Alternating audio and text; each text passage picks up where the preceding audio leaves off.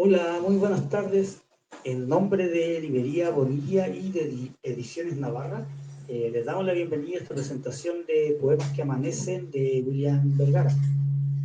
Para esta ocasión contaremos con la presencia del autor, William Vergara, de Paola Gallo, que se va a incorporar ahora durante la presentación, y de Panayotis de Villanakis.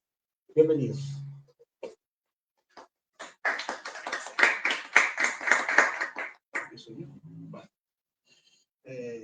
Esta plática tiene una estructura, se refiere primero a un antes de la presentación, luego entra al tema de la presentación del libro y un después. Y la estructura esta tiene que ver con William, con Paola y conmigo. El antes tiene que ver con la comunicación entre nosotros para la organización del evento, donde me llegó un mensaje madrugador. Y ahí me doy cuenta de que tengo que ver con un alma romántica, de hecho que se lo comenté así, pensando en aquella lectura clásica de la licenciatura, el alma romántica y el sueño de Albert Bacon, pero en este caso es el alma romántica sin sueño, que es el caso de William. También tiene que ver con una segunda instancia de antes, y tiene que ver con el monólogo de Novalis de 1798, donde le digo a William que el poeta finalmente es un mediador. Es un mediador. El poeta es un portador de voces, es un, digamos, es una persona que se hace cargo, se encarga de expresar algo que lo rebasa. Luego me llegó un mensaje no madrugador, donde precisamente estábamos platicando de que la poesía es siempre multidireccional, plurisignificativa, polisémica, multívoca y, como decía Sarduy, deceptiva. Entonces, el poeta es el que canaliza las voces, que él mismo no siempre administra ni controla, nada más evoca. La poesía pone en juego voces que rebasan y superan las disposiciones o si tienen la voz del poeta. Entonces, el carácter de la poesía siempre invita a una discusión, a una crítica, a una plática y no a un ritual de autocomplacencias. Otra instancia que tiene que ver con William, al que me refiero con este antes, la primera instancia, es su voceo. Me encantó porque el voceo es un signo de amistad, digamos, porque apela directamente a mi gramática personal. Por ejemplo, si alguien habla de tú, tiene perspectiva de amistad, pero si uno vocea, me llega más directo porque encaja con mi gramática personal. Y no digo de usted, cuando me hablan de usted, esto sería un ingrediente de tipo formol, dicen los anatómicos, los que hacen anatomía. Por otra parte, el antes tiene que ver con Paola, ahora se va a incorporar con nosotros, porque me da gusto compartir mesa con una compatriota imaginaria. Ella es uruguaya y a Paola le debo cosas importantes. Le debo el gusto por el mate, le debo el gusto por, también la bandera uruguaya que siempre conservo, la tenía siempre conmigo en el currículo, y también le debo el gusto por la lectura del Lebrero, de Mario Lebrero. La tercera instancia, pues, tiene que ver conmigo. Es la primera vez que aparezco en una obra literaria como personaje. Además, en el momento más personal, que es precisamente la lectura en los pasillos de la universidad. Y ahí digo, ¿cómo se le ocurrió incluir este instante tan obvio, tan reiterativo, tan presente en mi memoria? por otro lado, en cuanto a mí se refiere, es muy importante que me haya convocado porque yo normalmente uso la perspectiva literaria para filosofar. O sea, la literatura para mí es el campo idóneo para poder desplegar un pensamiento completo y con visos de libertad que da la literatura. El tema del libro ahora, el tema del libro para pasar al tema, sí, el tema del libro en su mayoría, no en todo, es la condición humana en la época de Internet y las pantallas, la tecnología, etcétera, etcétera. Entonces, ¿por qué subir al caballo de la poesía y no al de la filosofía para filosofar? Por eso tengo mejor se lo explicaría de manera más sencilla, a través de Peter von Matt, de Die Intrige.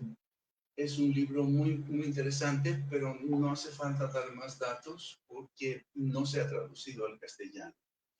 Peter von Matt entonces explica que nosotros pensamos con sentimientos, pensamos con imágenes y con historias. Pensamos con recuerdos, pensamos con melodías, pensamos con deseos y con miedo. Y de este modo, cerrar las grietas abismales que nos deja el pensamiento abstracto. De existir un modo particular de ser, probablemente convenga buscarlo en este riquísimo magma de fronteras inciertas que en una visión reduccionista de la filosofía, fronteras inciertas más que en una visión reduccionista de la filosofía o de la historia. Entonces, ¿qué mejor momento para filosofar si quieren haciendo literatura? Llegando al tema en sí, entonces, el tema es poemas que amanecen. En Poemas que Amanecen, primero me encantó la apertura, literalmente, del libro, que me recuerda un poquito, son unos prolegómenos con que tienen sabor a Pessoa. La vida del poeta no es nada romántica. Y creo que la literatura no miente. Lo intenta y no puede. Y me recordó muchísimo una autopsicografía de Pessoa en verso, donde él revela, el poeta llega a fingir que es dolor, el dolor que de veras siente.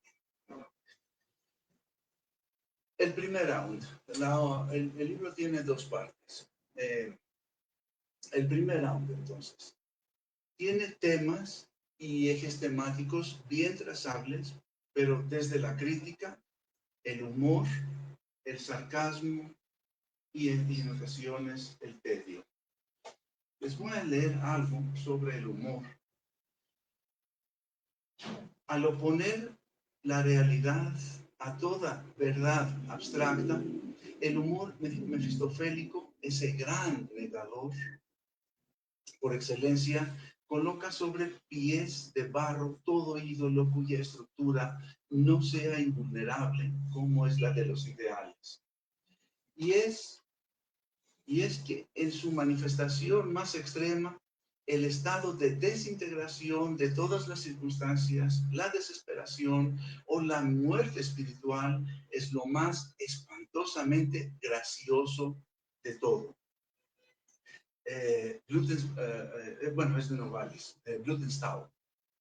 Con estas ideas, entonces, seguía la lectura de Poemas que Amanecen, donde William dirige una crítica a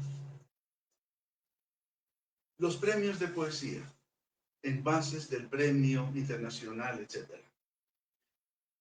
Crítica a las ilusiones prefabricadas, instrucciones para desaparecer completamente.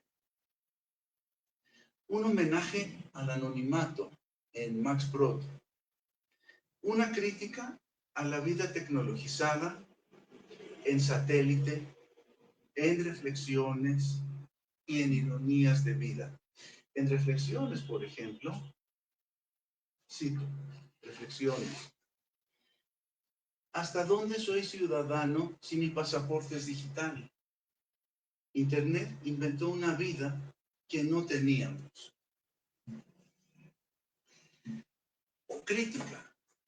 Crítica al valor gnoseológico de la miseria, al valor gnoseológico de nuestra miseria.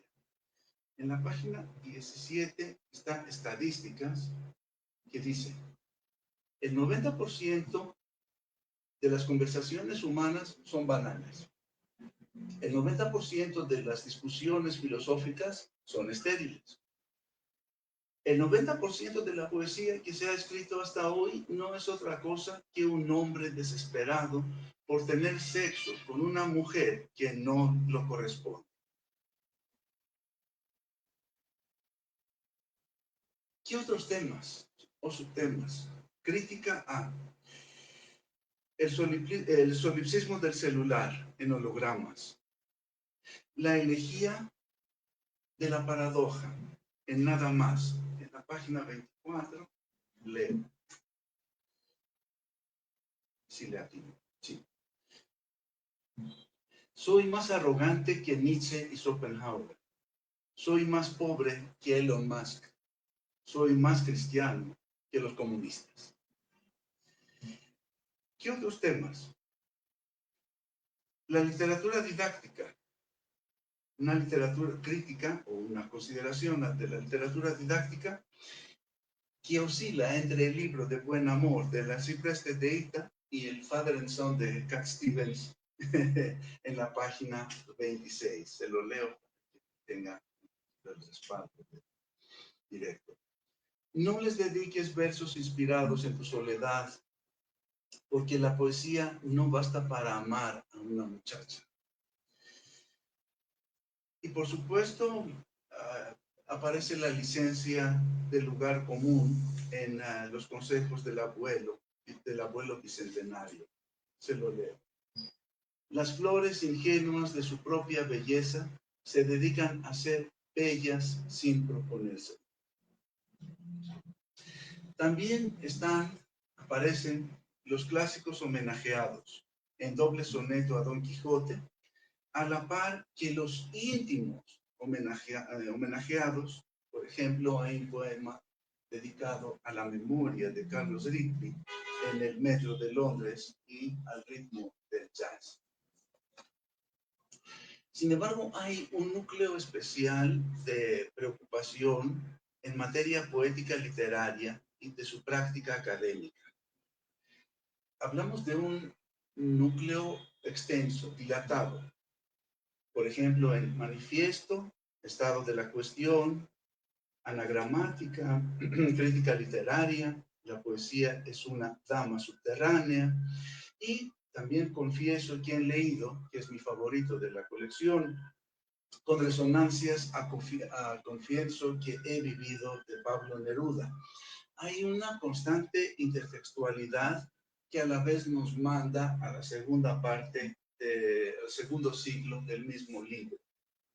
Por último, dentro del mismo ciclo de preocupación literaria está arte poética y, o como diría Paola, cómo ser poeta en tiempos de penurias.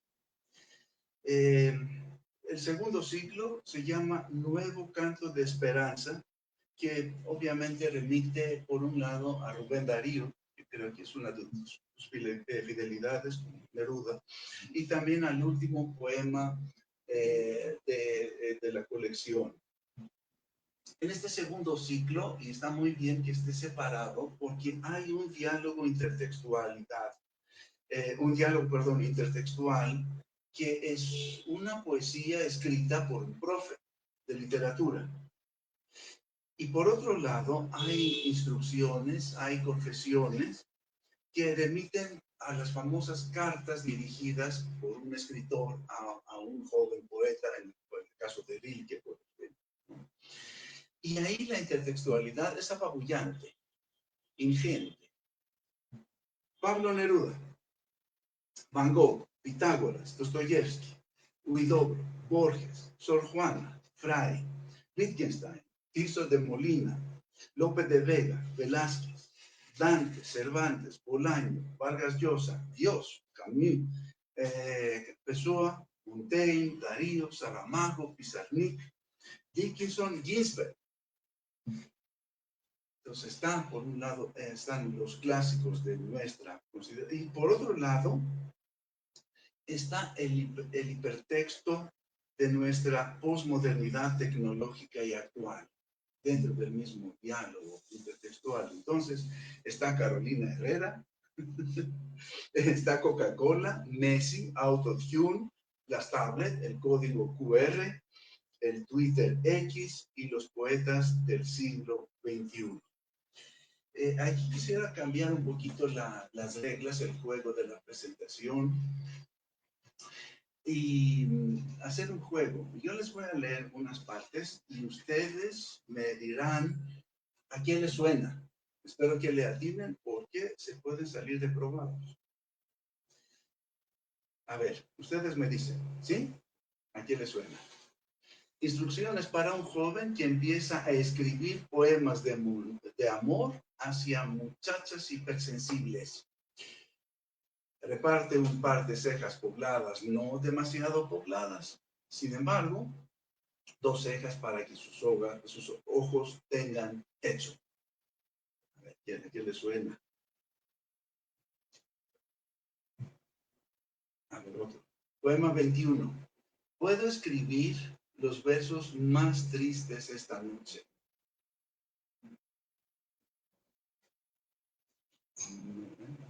A ver. Y eso va otro. Mi alma no se contenta con haberla perdido, bla, bla, bla, y vive. A ver, perdón. Va otro. Cuando ama el filósofo, ¿de quién se enamora? ¿De la idea del amor o del amor que le aflora? Ahí hay un hálito de Sor Juana, creo. Este juego de palabras, un lector de Sor Juana. A ver, otro. Esto es muy fácil. No. Señoras y señores, bien lo dijo Northrop Frye hacia 1966. No disponemos de verdaderos criterios para distinguir una estructura verbal literaria de una que no lo es. Lo dijo en inglés, naturalmente, son las preocupaciones de un canadiense. Bueno, ahí no hay mucho que buscar porque lo dijo Northrop Frye. La alusión es directamente a Northrop Frye. Vamos con otro. Ahora me dedico a leerle poesía solo para darme cuenta que ella es el poema. Poesía eres tú. Becker. Hay uno fácil. Uno muy fácil. ¿Por qué cantáis la rosa, oh poetas? Hacedla florecer en el poema. 4 cosas. Huidobro, ¿no? Perfecto, Huidobro, en su Ars Poética de 1916. Está Huidobro. Y otro aún más fácil, con esto cierro, no quiero abusar del tiempo. Aquí está. A veces miro al profesor de letras leyendo su tedio en los pasillos. Bueno, este soy yo. Muy bien, agradecerles mucho. No quise abusar del tiempo, me dijiste 20 y creo que estuvo bien. Muchísimas gracias, Vano. Sí, muchísimas gracias, Panos, por tu lectura que me ilumina en mucha medida porque es una forma es un acercamiento al libro que no puede ser, o sea, que yo no puedo hacer, porque ese acercamiento viene de otra persona, de otro ser humano que tiene completamente otra cosmovisión, otra subjetividad, otra capacidad para interpretar estos versos. Eh, Son poemas que amanecen. Bueno, no quisiera entrar en una explicación de los poemas porque creo que no se pueden explicar como tal, no se pueden explicar. Los poemas simplemente son parte de un proceso de edición de muchos años, que concluyen en esta publicación. Pero quiero, antes de comentar un poco el proceso o lo que hay detrás de estos poemas, agradecer a Panos sus palabras, agradecer a Paola por haber aceptado también la, la propuesta de comentar este libro, agradecer a los amigos que están aquí presentes, amigos y amigas que están aquí presentes, y bueno, ya para entrar un poco en el tema, en los comentarios de Panos, que hace sobre la obra. Este libro surge, creo yo, como la mayoría de las cosas que he hecho hasta ahora en términos de poesía.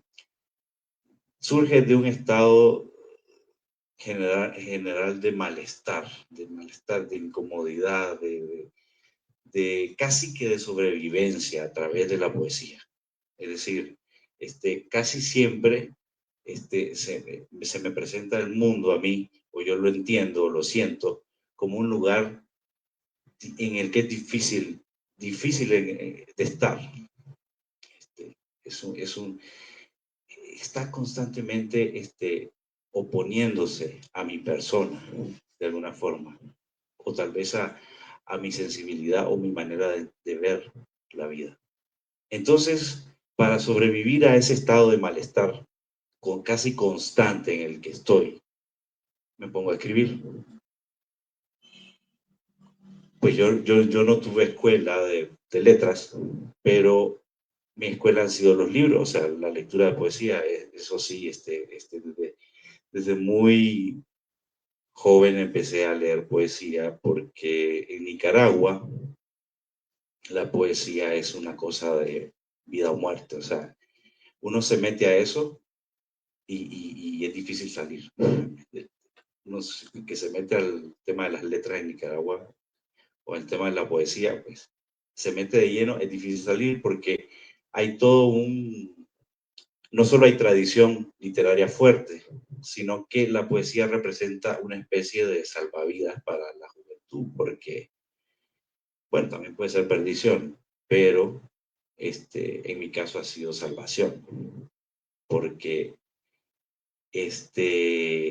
como dije anteriormente, el estado de incomodidad existencial o de vacío en el que la mayor parte del tiempo se ve compensado por esta práctica de escribir poesía. Y en Nicaragua descubrí que eso se podía hacer de una manera no tan difícil, o sea, sin tanto filtro. Aquí en México, por ejemplo, la poesía no está tan naturalizada. Hay muchos filtros para ser poeta. O sea, hay muchos complejos para llegar a decir, ok, voy a escribir poesía o yo soy poeta. En cambio, en Nicaragua es más directo. O sea, la relación con la poesía es más directa, es más natural. Entonces, eso fue una ventaja que tuve porque al crecer en Nicaragua, me di cuenta que esta práctica, que aparentemente es marginal, porque, claro, la poesía es una práctica. En uno de los poemas que leía Panos, yo empiezo diciendo, 9 de cada 10 personas no lee poesía. Porque, bueno, normalmente es difícil entrar en un libro de poesía, no tanto porque sea difícil el poema, sino porque el estilo de vida en el que estamos no nos permite detenernos a leer poesía, o es más difícil con la velocidad en la que vivimos, con el tema de las pantallas y todo eso, detenerse a leer un poema. Es casi un acto de resistencia, de revolución, detenerse a leer poesía. Entonces, en Nicaragua, como vivimos, como diría Carlos Martínez Rivas, en un estado salvaje casi. Entonces, leer poesía se vuelve un gesto de sobrevivencia, pero también un gesto que no está tan mediado, es más directo. Al ser más directo, entonces, es curioso cómo en un país donde casi no hay bibliotecas, se lea tanta poesía. Y esa es la ironía, y la ironía de crecer en Nicaragua, que muchos jóvenes tenemos la oportunidad de leer o entrar en contacto con la poesía de manera directa y temprana, pese a que no tenemos estos espacios como por ejemplo, este espacio, esta librería, que por cierto también aprovecho para agradecer a Manuel por el espacio y a Andrés por el espacio para presentar aquí el libro. Entonces, estos espacios así no son no son tan comunes en Nicaragua, son más difíciles de encontrar. Le comentaba a un amigo ahora que veníamos, que allá tenemos, hola Paola, bienvenida, tenemos prácticamente un teatro para todo el país en Nicaragua. El Teatro Nacional Rubén Darío es como el espacio tótem para los poetas o para los actos culturales. Y entonces, al ser un país tan marginal dentro de la periferia de América, que sería Nicaragua, Centroamérica, sería esa periferia cultural, social, en todos los sentidos, eso también es una riqueza, porque entonces, al estar tan aislados del resto, eso nos permite tener ese contacto más directo con la poesía. Irónicamente, en un espacio en donde casi no hay librerías y donde casi no hay bibliotecas. Pese a lo cual,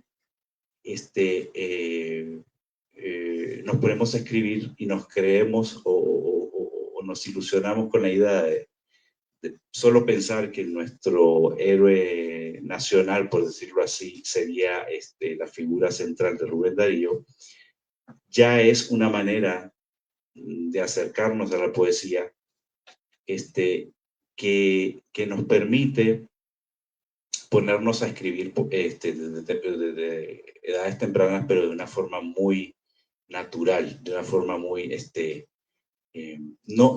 claro, luego salir de Nicaragua y darte cuenta que la poesía es realmente un espacio tan marginal, es un choque cultural, porque cuando salimos de Nicaragua, bueno, yo salí de Nicaragua y llegué aquí, vine aquí a México y me doy cuenta que la poesía es una práctica rarísima. Claro, hay una gran tradición en México también, pero la poesía sigue siendo una práctica marginal, una práctica periférica. Eso hace que entonces yo diga, bueno, entonces, ¿cómo voy a sobrevivir aquí en México escribiendo poesía, por ejemplo? Bueno, para eso hago otras cosas que me permiten sobrevivir, pero ¿cómo mantengo esta pasión por las letras en un espacio en donde sí se valora también la poesía, pero no hay aquella relación tan directa como en Nicaragua? Entonces, estos poemas, insisto, vienen de un proceso de un malestar, de una sensación de malestar, en donde el poema viene a ser como un medio de expresión que me permite a mí aceptar el mundo tal y como es, aceptar la realidad tal y como es, pero además decir de una forma no convencional o decir de una forma no tan directa aquello que estoy sintiendo o que estoy viviendo, sin caer en la autocompasión, por ejemplo, porque no se trata tampoco de o sea, intento no, es muy difícil, pero intento no ser confesional en los poemas, aunque indudablemente, como dice el prolegómenos que citaba Panos, cada poema finalmente es epiográfico, de alguna manera u otra. Entonces, no sé cómo estoy con el tiempo, pero Paola, pues ya está con nosotros, entonces, no sé, Paola, si te gustaría comentarnos un poco tus impresiones del poemario. Sí, claro. Bueno, buenas noches. Primero, una disculpa, afuera es un caos, lo habrán experimentado. Una vez más, concuerdo en que Ciudad de México te entrena para todo, porque de verdad fue una odisea llegar. Vengo desde Santa Fe para contextualizar un poco. Pero bueno, una alegría estar acá, una disculpa la demora, y qué bueno que llegué, una alegría compartir con Pana y también conocernos. En la oportunidad de la presentación de tu libro. Bueno, yo lo que hice fue preparar un texto que me gustaría leer, y si quieres luego lo podemos conversar, o bueno, ahí abrimos también las preguntas del público, que creo que siempre enriquece el diálogo. Bueno, el título se llama El poeta como crítico, de detective a ladrón. ¿Se escucha bien? O más o menos, me acerco un poquito. Qué bueno. Bueno, y tiene 3 partes o 3 momentos. El primero es un prólogo, el segundo es un diálogo y el tercero es un epílogo. Y el prólogo dice: en septiembre de 1890 sale a la luz la segunda parte de un librito lúcido y provocador, como el resto de la obra de este artista, titulado El crítico como artista, con algunas observaciones sobre la importancia de discutirlo todo, de Oscar Wilde. Transcurren los años del disfrute de los impulsos ante la mirada horrorizada de una Inglaterra victoriana. En el breve texto que rescatamos aquí, Wilde retoma la necesidad de discurrir en torno a la figura del crítico como artista a través de una forma audaz, un diálogo de sobremesa entre 2 personajes, Gilbert y Ernest, apoltronados ambos en un par de sillones mullidos en la biblioteca de una casa de abolengo en Piccadilly, con vistas al Green Park. Nuestra intención en las páginas que siguen es retomar este diálogo imaginando que los personajes, ahora mexicanizados, como Gilberto y Ernesto, vuelven a reunirse en una cantina del centro histórico de la Ciudad de México para continuar, tequila y botanas mediante, con su conversación sobre crítica y arte en el siglo XXI a propósito del libro de William Vergara. Me cuesta pronunciar tu nombre. Bien, entonces hasta ahí el prólogo y ahora arranca el diálogo. Y tiene un epígrafe justamente de este texto de Oscar Wilde. Para llegar a lo que realmente creemos, tenemos que hablar por boca de otro. Para conocer la verdad, debemos imaginar un sinfín de falsedades. Ellos son los personajes de esta historia, Gilberto y Ernesto. El escenario, una noche lluviosa de verano, en un gabinete de una cantina con aire decadente en el centro histórico de la Ciudad de México, con vistas a la Plaza de Santo Domingo, escuchando de fondo temas intermitentes provenientes de una vieja rocola de José Alfredo, José José y los Tigres del Norte. Y ahí empieza el diálogo, que voy a ir alternando en las voces de estos 2 compadres. Ernesto dice: estos tacos de arrachera estuvieron insuperables, verdaderamente la combinación perfecta para el tequila reposado que el mesero nos ha sugerido. Ya que hemos terminado de cenar, te propongo que retomemos algunos puntos de nuestra última conversación. Ha pasado bastante tiempo desde aquella noche en Piccadilly y conociéndote, no tengo duda que tienes muchas observaciones pendientes en el tintero de tu cabeza. Y Gilberto le responde: viejo amigo, veo que no has perdido tus mañas de buen conversador. Y sí, estás en lo cierto, hay mucho para conversar, pero procuremos, como te pedía en nuestra última charla, no condicionar en nada el rumbo de nuestras reflexiones. Entremos mejor en una deriva diletante que obvie los temas mundanos que hoy nos ocupan a la mayoría. El clima lluvioso de estos últimos días, las cifras de la neblina que deja la guerra, el tráfico de hoy.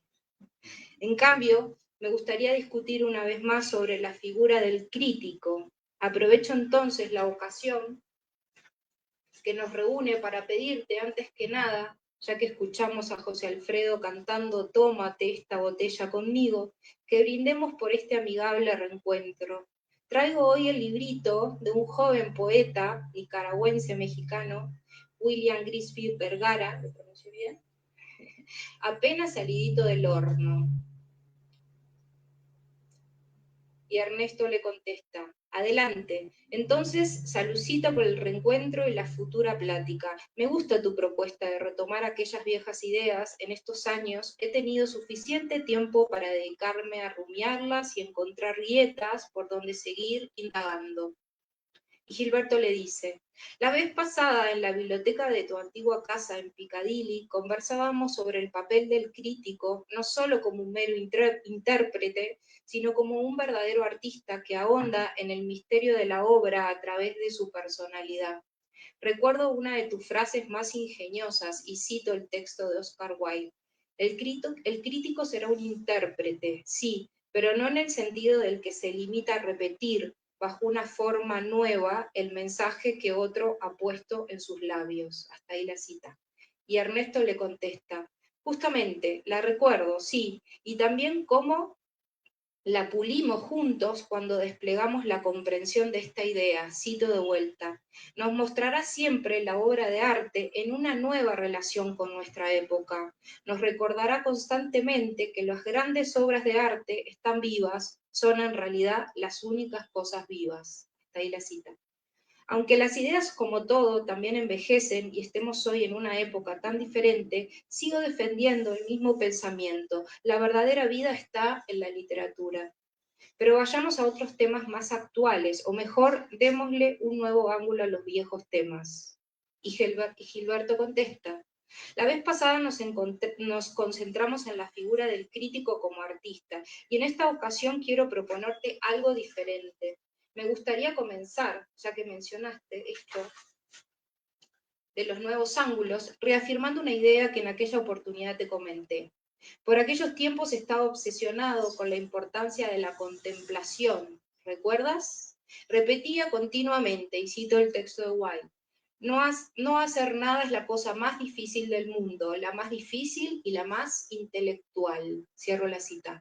Y Ernesto responde: sí, ya sabemos que siempre te gustaron las frases rotundas, incluso llegaste a plantear una relación directa entre contemplación y espíritu crítico. Si la memoria no me falla, dijiste algo así como, cito: la vida contemplativa, la vida cuyo propósito no es hacer sino ver, y no únicamente ser sino devenir, eso es lo que el espíritu crítico puede proporcionarnos. Hasta ahí la cita de Wilde. Y Gilberto responde: y lo reafirmo, hoy más que nunca necesitamos menos acción y más introspección contemplativa. Nuevos pensadores contemporáneos siguen repitiendo lo mismo. ¿Por qué crees que será? Hace unos días leí un texto muy interesante de un joven filósofo muy de moda por estos tiempos, Byung-Chul Han, en su libro que se llama El aroma del tiempo, un ensayo filosófico sobre el arte de demorarse. Y allí plantea lo mismo que avisorábamos otrora. El aroma de este tiempo pasa por una absolutización del hacer, lo que él llama vita activa, a través del imperativo del trabajo, y claro, una consecuente desvinculación de la vita contemplativa.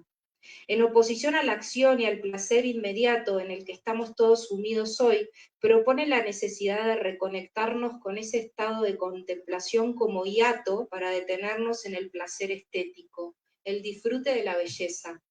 Mira, justo aquí encontré su libro, deja que te relea uno de sus fragmentos más profundos, y cito a Byung-Chul Han. Lo bello responde a la duración, a una síntesis contemplativa. Lo bello no es el resplandor o la atracción fugaz, sino una persistencia, una fosforescencia de las cosas. La época de la prisa, su sucesión cinematográfica de presentes puntuales, no tiene ningún acceso a lo bello y a lo verdadero. Solo cuando uno se detiene a contemplar desde el recogimiento estético, las cosas revelan su belleza, su esencia aromática. Se compone de sedimentos temporales que fosforecen. Hasta ahí Byung-Chul Han. Y le dice a Ernesto: realmente es profunda y muy hermosa, pero volvamos a la figura del crítico. Y Gilberto responde, nunca nos hemos ido, querido amigo, solo nos hemos entregado a las digresiones propias de toda conversación fértil. Te decía, en nuestro último encuentro yo te proponía que el verdadero crítico se comporta ante la obra de arte más que como un intérprete, como un artista. Esto es, logra ir más hondo y desentrañar los misterios que muchas veces incluso el propio autor apenas intuye. Y dice Ernesto, así es, pero mencionaste que esta habilidad era posible solo si el crítico lograba intensificar su propia personalidad. Como creo recordar aquella frase grandiosa, cito a Wilde, para comprender a los demás debemos ahondar en nuestra propia individualidad. Y le responde Gilberto, qué grata sorpresa, veo que mantienes encendida aquella trasnochada charla. Y sí, esto tampoco ha cambiado, pasan los siglos, pero los seres humanos deseamos lo mismo y le tememos a las mismas sombras. Por eso los clásicos, pero bueno, eso podemos dejarlo para más adelante. Te decía hace unos momentos que el crítico más avesado no será, como sucede en el ambiente de la academia o de la crítica periodística, el que se llena de información y disciplinadamente acopia libros de teoría y fichas temáticas con letra pristina, sino aquel que vaya más allá de las apariencias y entre en contacto consigo mismo.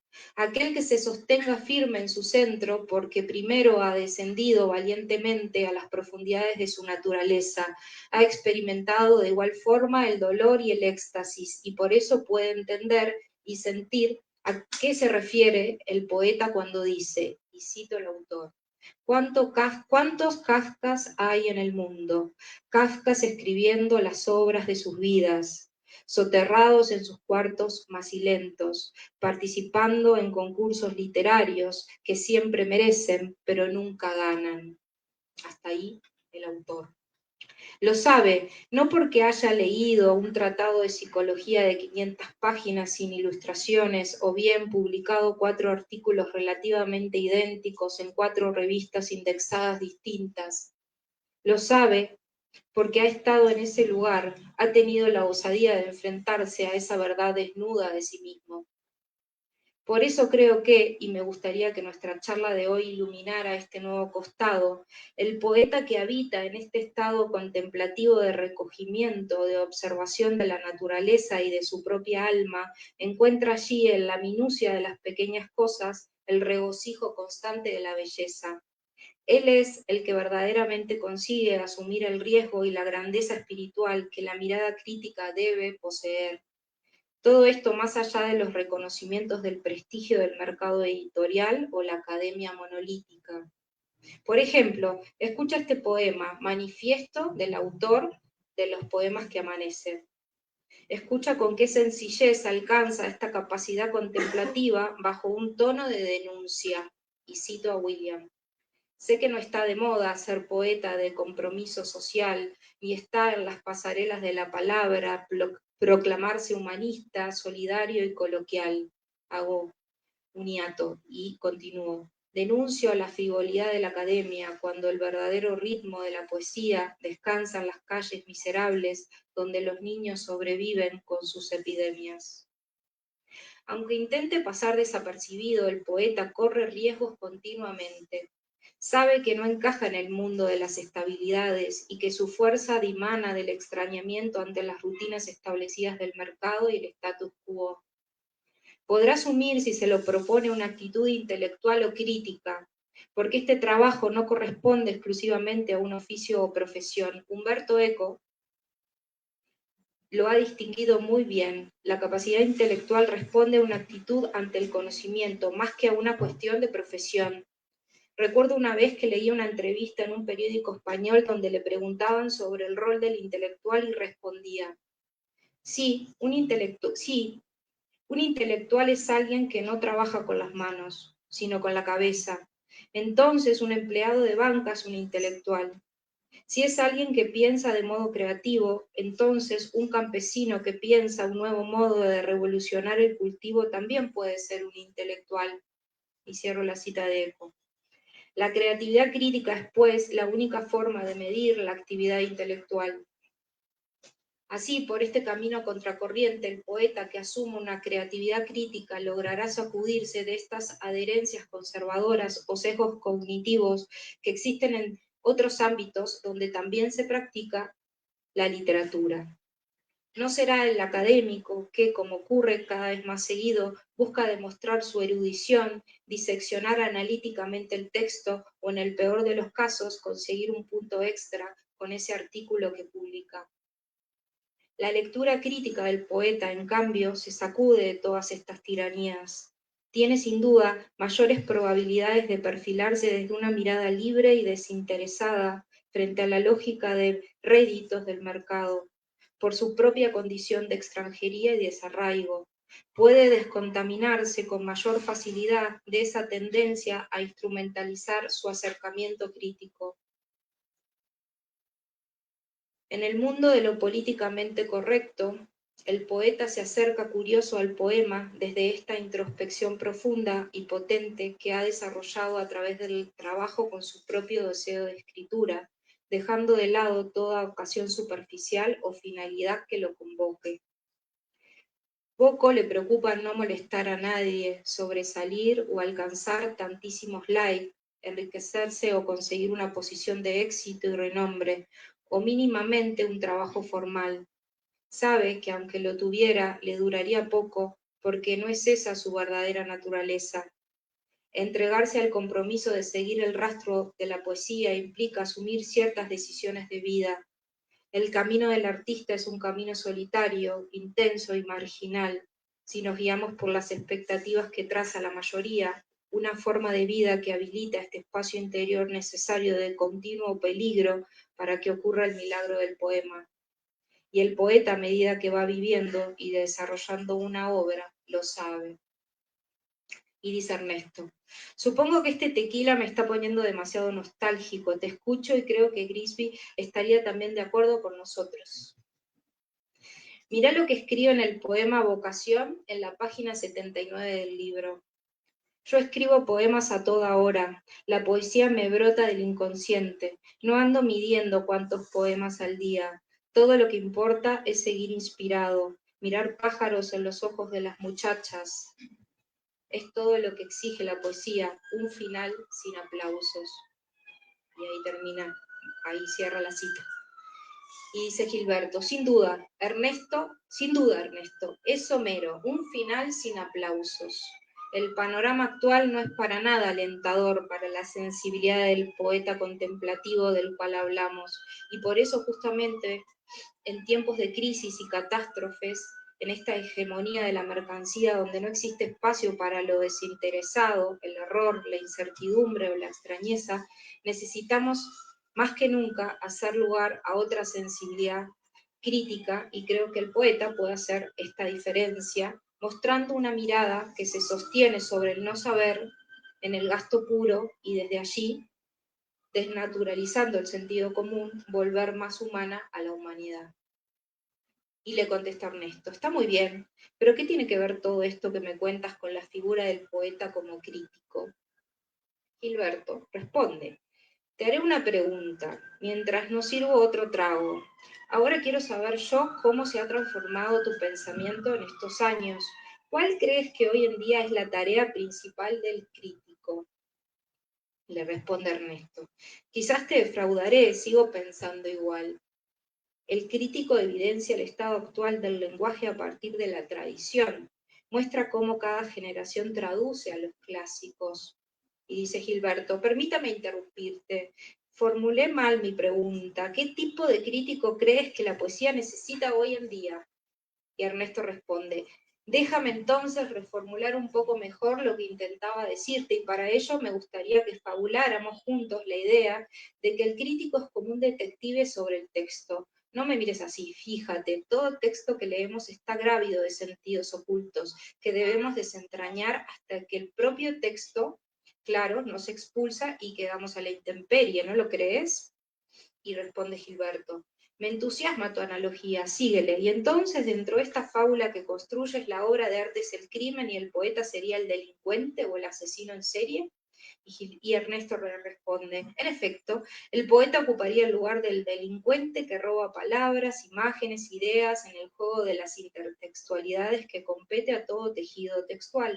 El crítico, como te decía, fungiría como el avesado detective que sigue los indicios que el texto va dejando, intentando desentrañar no solo esta red de afinidades y lecturas soterradas, sino un misterio, el secreto que todo texto esconde y que ni siquiera el propio autor, como ya dijimos, llega a sospechar. Y Gilberto le responde, no te negaré que suena sugerente esto que propones. Me gustaría que hiciéramos un paréntesis en nuestra conversación para profundizar en tu propuesta y en este misterio del texto a propósito de la última pregunta que te hacía. Por mi parte, creo que el crítico literario que necesitamos es aquel que con una mirada profética localice o rescate a esos poetas que capten los latidos del presente, que estén en consonancia con el corazón de la época, como señalaba Marina Tsvetaeva, desde la presencia de este misterio en el texto que mencionábamos recién. Y digo con mirada profética porque en tiempos en que esta lógica del capital ocupa el lenguaje, donde predominan poéticas que explicitan todo, que no esconden ningún secreto, porque todo debe estar positivamente a la vista, necesitamos un crítico que se anticipe y no profundice la crisis en la que ya estamos. Fíjate en el ejemplo de este poema titulado El Círculo del libro de Grisby. Degustemos juntos este ejemplo, compadre. Con permiso, damas y caballeros, a continuación les voy a leer un poema. No se los canto porque la voz se me perdió entre las aves que me descubrieron llorando naturalmente en el suelo. Ni se los declamo, ni se los recito, porque nunca he sido poeta, solo he intentado serlo, siéndolo sin saberlo. Damas y caballeros, con permiso, a continuación les voy a leer un poema. Acomódense en sus butacas antes que las butacas se acomoden en ustedes. Suelten los brazos, tírenlos al suelo, ábrense la frente llena de preguntas, relájense porque esto es verdadero. Cómanse las ansias de ser infinitos, rásquense en el deseo de ser libres, queman los prejuicios y si quieren, se sientan o si quieren, se sienten, crucen las piernas, pero no recen, escupan los labios, suelten una carcajada y déjenla temblando entre la nada. Y ahí sigue. Y voy cerrando. Y dice Ernesto, me gusta el humor cáustico, el tono provocador de este tal William Grisby. Deberíamos invitarlo la siguiente vez. Sin duda le agregaría a nuestro intercambio el ingrediente punzante que nosotros, buen amigo, no tenemos tan desarrollado.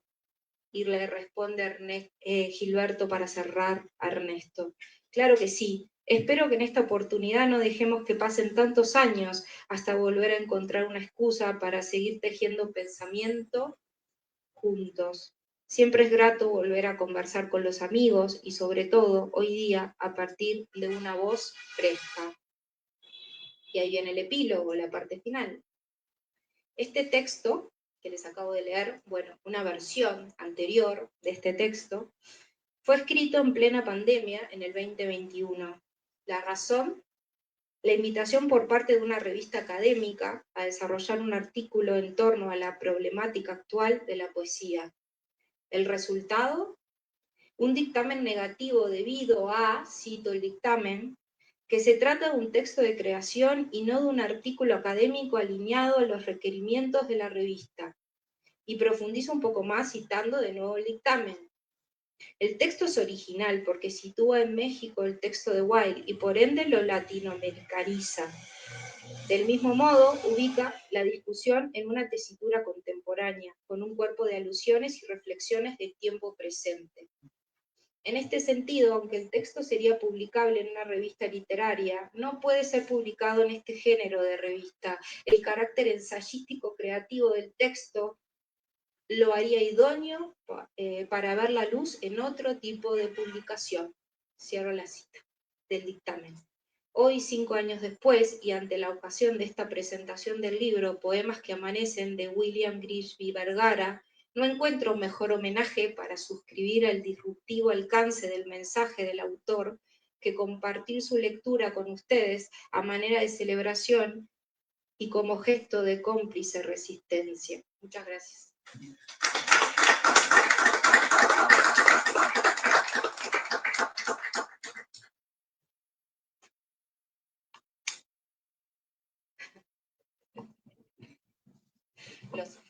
Los sorprendí. Sí, sí, no, pero sí, la verdad es que yo me quedo un poco así, sin palabras, pero agradecido por la lectura del texto y por toda la interpretación que voy a procesar poco a poco, la de Panos y la de Paola. Bueno, ya que tenemos un tiempo estipulado, no sé cómo vamos con eso, pero no sé si, bueno, me gustaría leer un texto del libro como para cerrar nuestras intervenciones y poder dar paso a si ustedes quisieran hacer alguna pregunta o compartir algún comentario. Entonces, si me prestan, entonces voy a leer este texto. Es el último poema del poemario, de Poemas que Amanecen, y hace un intertexto, como bien decía Panos, con Darío. Se llama Nuevo Canto de Esperanza. Y llegó el día en que todos los poemas me parecieron excesivos.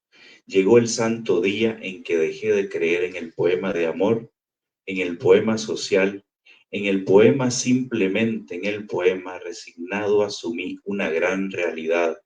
Asumí que la poesía está en todo y en todos, incluso en el pedante, incluso en el ateo. Llegó por fin ese día en que se me presentó el poema bello sin su belleza decorada, el poema real sin su obvia filosofía, el poema desnudo sin tanto maquillaje, y lo vi con todas sus partes expuestas a la intemperie, como quien abre un sarcófago sagrado y se da cuenta de la fragilidad del ser humano. Se me presentó por fin el verbo desnudo sin retórica, sin adornos, sin aplausos, sin público, sin espejos, sin poses, el poema en su infinita esencia de ser poesía para la humanidad, el poema con su risa de bufón y su tristeza común y corriente, el poema que posee a los adolescentes como un demonio y a veces triunfa y se adueña de un carácter sensible, forzándolo a vivir de las palabras que solo están en el aire y de los castillos que en el aire los rapsodas son capaces de habitar.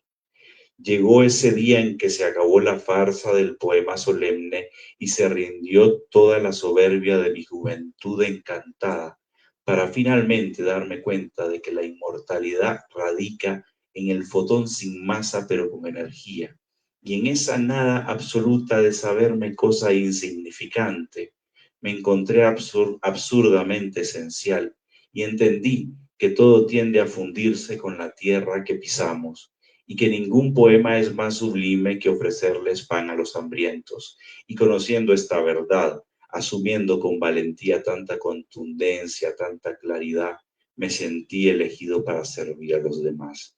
En este mundo caído, en este mundo de apariencias efímeras, en este mundo donde la única palabra que tiene sentido pronunciar entre tantos escombros es la palabra esperanza. Gracias.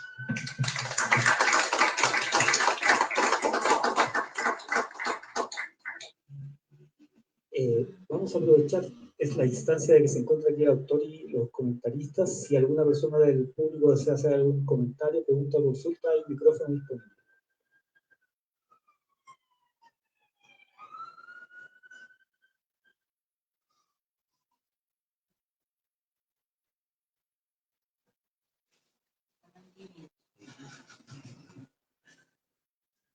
Es sencilla la pregunta. Hola, buenas noches. Es simple, solo quiero saber, ¿desde cuándo escribes? ¿De niño, adolescente? Hoy me dijeron que escribiera 15 cuentos, que dije, ni uno solo creo que puedo escribir. Entonces, por lo menos comparte tu experiencia. Ok, gracias. Sí, bueno, escribo, que yo creo que bueno, recuerdo que como a los 12, 13 años hice había un retiro espiritual que hicimos con los jesuitas ahí en el Centroamérica de Managua. Y bueno, me retiraba mientras estaba bueno, en el retiro me retiraba, valga la redundancia, a escribir frases que se me ocurrían durante los espacios de espiritualidad o de reflexión que hacíamos. Y esas frases, luego empecé a recopilarlas y esas frases las fui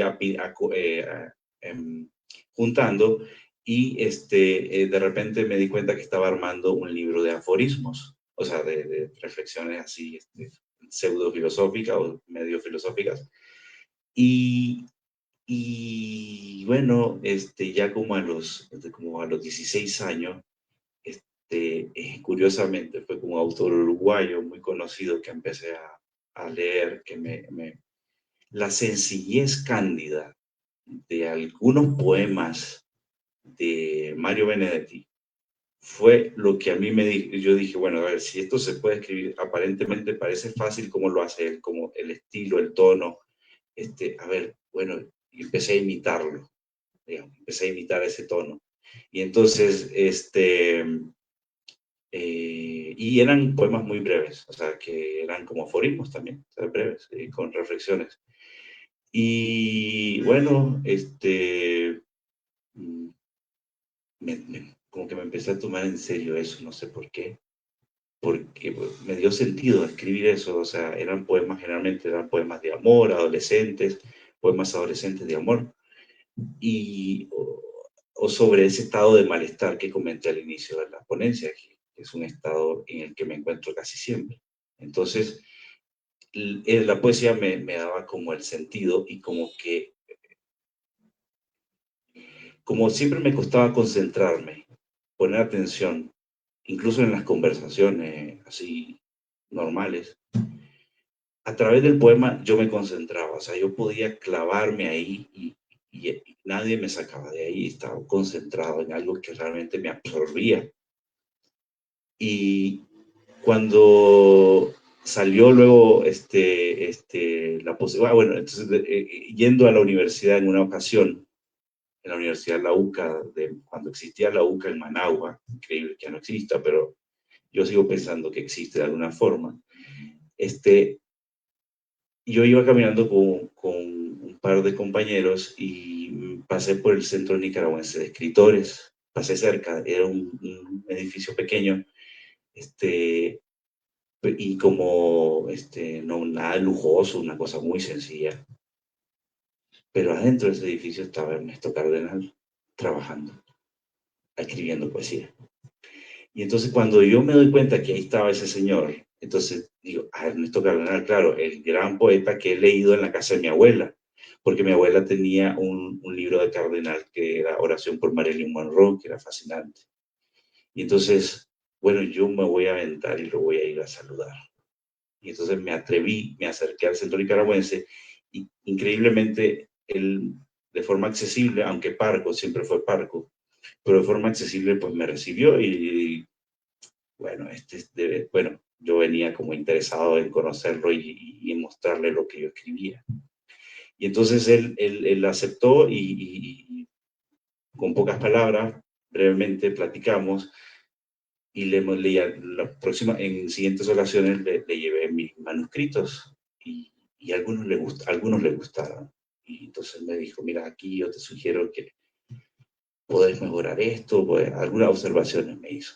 Pero bueno, el simple hecho de que él haya aceptado lo que yo le mostré y que le haya gustado algunas cosas, pues me dio sentido. Obviamente me pareció importante porque dije yo, bueno, no sé, esto me conecté con él. Entonces, a partir de ahí, pues para no hacerlo largo, a partir de ahí como que ya me fui clavando todavía más y hasta la fecha pues sigo haciéndolo, es la manera para mí de estar en el mundo, una de las maneras de estar en el mundo, la poesía, y es una manera de resistir, como decía Paula al final de su texto también, resistir frente a una realidad que generalmente adversa. Podemos comenzar nosotros. Me llamo Ignacio, soy de las víctimas del movimiento estudiantil del 68. Siempre me ha encantado la poesía. Me hiciste recordar a Mario Benedetti, me hiciste recordar a Sabines, etc. Sería interesante, bueno, estoy pensando en voz alta, que te presentaras este precioso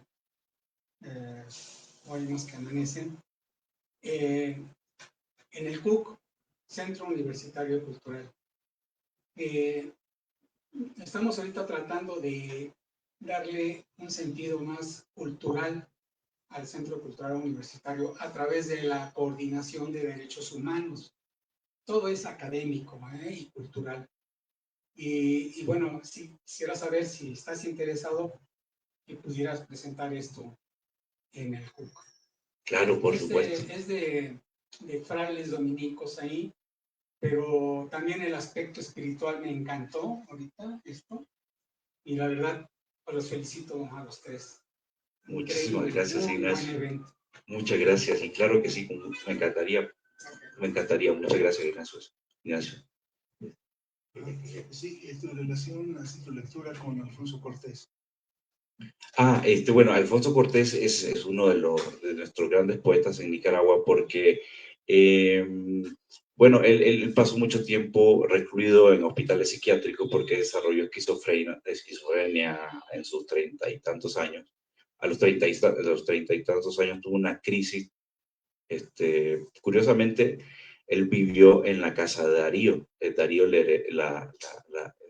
Francisca Sánchez, que fue la última pareja de Darío, le dejó la casa a Alfonso Cortés, a la familia de Alfonso Cortés. Y Alfonso Cortés creció ahí. Y bueno, es un misterio como por qué enloqueció, pero desarrolló esquizofrenia, enloqueció a los 33, 34 años, tuvo una crisis donde empezó a gritar y a decir que él era el antipapa, decía que era el antipapa. Y posteriormente lo empezaron, en esa época, los años 20, 30 en Nicaragua, pues imagínense, la psiquiatría estaba pues, en pañales, o sea, no había atención psiquiátrica adecuada, bueno, en el mundo en general, pero en Nicaragua todavía menos. Y entonces ahí lo encadenaban, porque no había manera de controlarlo, lo encadenaban. Entonces era como un Prometeo encadenado ahí en la casa de Darío. Y llegaban los niños a observar por la ventana al poeta loco de León. Y en una de esas llegó Ernesto Cardenal también con otros poetas de la vanguardia de Nicaragua, y lo fueron a conocer porque se fue convirtiendo en un mito del poeta loco. Y tenía unos poemas alucinantes, pues, unos sonetos, unos poemas postmodernistas buenísimos, o sea, buenísimos, y muy profundos y que dialogaban con la locura también. Entonces, ahorita que Pano me lo menciona, pues sí, es una de las influencias que he tenido, pero obviamente es una poesía muy difícil en el sentido de que es muy recóndita. Es una poesía filosófica, existencial, pero que roza como impenetrable, pero al mismo tiempo fascinante, pero o sea, tiene unas características muy contradictorias, pero es sin duda una de mis grandes referencias. Sí. Gracias. Bueno, yo quisiera decir una palabra a William, y es que tengo una sensibilidad bastante torpe para la poesía. Y un día, bueno, aquí está Alaí Navarro, que con Alaí publicamos un libro, bueno, dos libros. Uno que se llamó Del silencio y la palabra, de Mauricio Brem, ¿te acordás? Y otro de Luis de Tavira, ¿no? de poesía. Y sobre todo con Mauricio Brem, que era un jesuita que había sido enfermero y después mucho tiempo, bueno, quizás no tanto tiempo, profesor de literatura en la Ibero y en el Lux de León. El contacto con Mauricio me cimbró, porque no le encontraba yo sentido a la poesía, y fue hasta con él y con Luis. Y le he dicho bueno, otro que era mi referente, era Ernesto Cardenal, y le he dicho a William, es que para mí la poesía no me decía nada hasta que entendí que me podía salvar a lo que yo no le encontraba sentido en la vida, ¿no? Y cuando leí este libro que publicó Alain de William, encontré resonancias en esos tres, ¿no? En Cardenal, en Mauricio Brem y en Luis de Tavira, y con esa misma perspectiva, como un deje de algún modo de espiritualidad y de una soga salvadora del sinsentido. Y bueno, yo creo que por ahí es que hemos conectado también. Gracias, William. Gracias, Carlos. Gracias. Bueno, yo voy a contar una anécdota sobre Ernesto Cardenal. Tanto Carlos como yo y Carlos Mario fuimos jesuitas, y a mí me tocó estar en Panamá, ¿sí? En 1978, cuando estaba la revolución nicaragüense gestándose. Pero nuestra casa en Panamá de los jesuitas era muy singular, porque ahí iban a parar todos los que las dictaduras militares de Centroamérica sacaban. Entonces, por ahí estaba también el hermano de Ernesto Cardenal, Fernando Cardenal.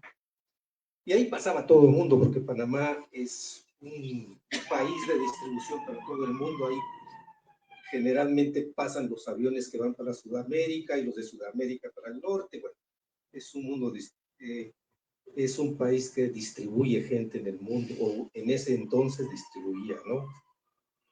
Y un día supimos que iba a llegar Ernesto Cardenal a hablarnos a los novicios jesuitas que estábamos en Panamá.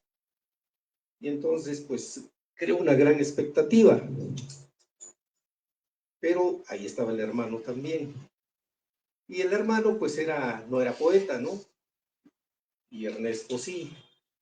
Y me recuerdo las palabras de Ernesto cuando comenzó a hablarnos.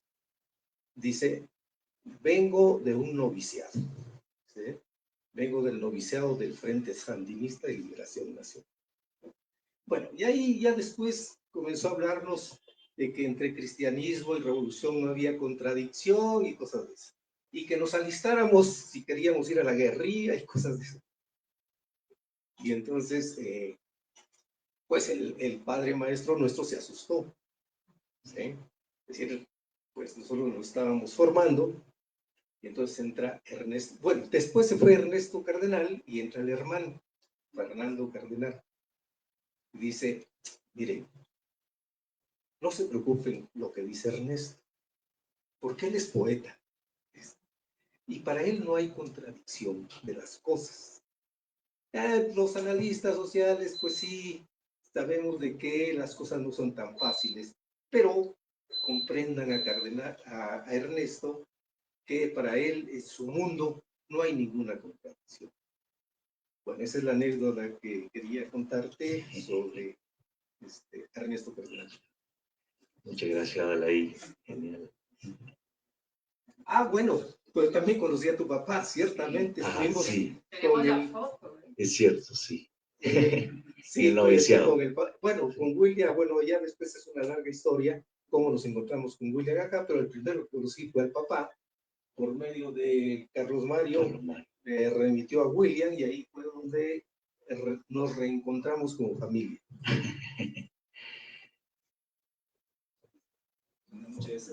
Sí, bueno, el nombre Librería Bonilla y de Ediciones Navarra. Queremos agradecer a William Vergara, a Paola Gallo y a Panagiotis Ligianakis por esta presentación de Poemas que Amanecen. También aquí al público presente, hay ejemplares del libro sobre el mostrador, por si a alguno le interesa. Muy buenas tardes. Muchas gracias.